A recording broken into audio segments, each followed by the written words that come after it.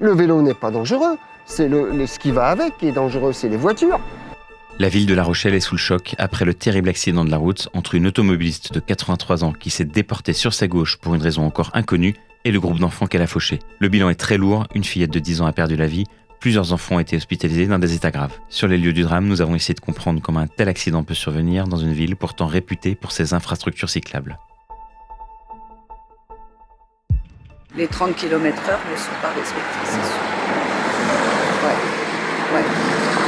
Effectivement, c'est tout droit jusqu'à là-haut. Donc il suffit d'avoir tous les feux verts.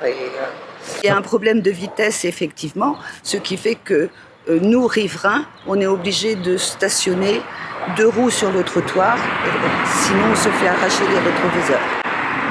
Et on en a parlé à une réunion de quartier. Et on nous a dit, à ce moment-là, on va vous mettre des plots sur les bords des trottoirs. Vous ne pourrez plus vous garer à cheval. Et le fait que, du coup, l'artère sera rétrécie, du fait qu'on soit garé sur la rue, du coup, ça limitera la vitesse. Voilà, c'était la solution qu'ils ont évoquée.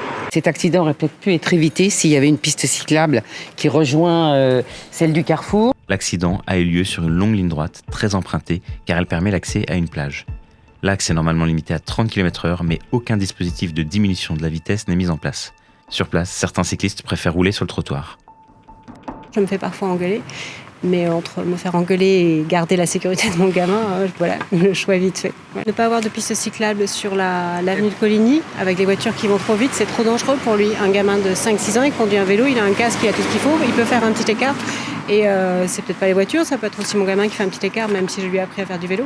Mais quoi qu'il en soit, c'est trop dangereux. En fait, cette partie-là, c'est une partie où la route est assez étroite. Et en plus, il y a les voitures, comme vous voyez, qui sont garées à cheval sur le trottoir.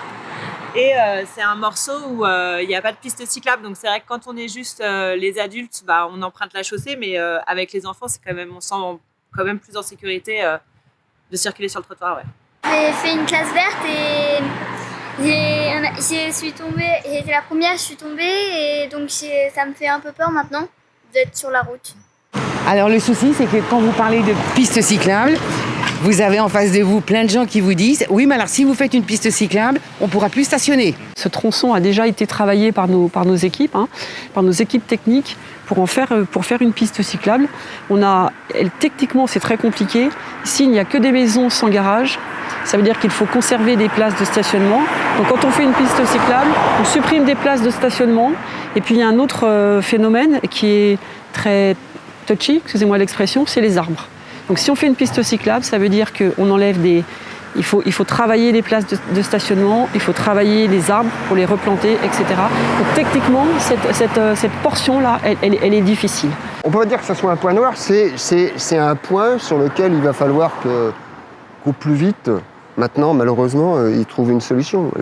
Mais ça avait déjà été effectivement relevé, oui, bien sûr. Quand arrivent des drames comme ça, on est tous impatients que ça s'améliore, forcément. Si on veut que le vélo se développe, il faut que l'utilisation de la voiture régresse.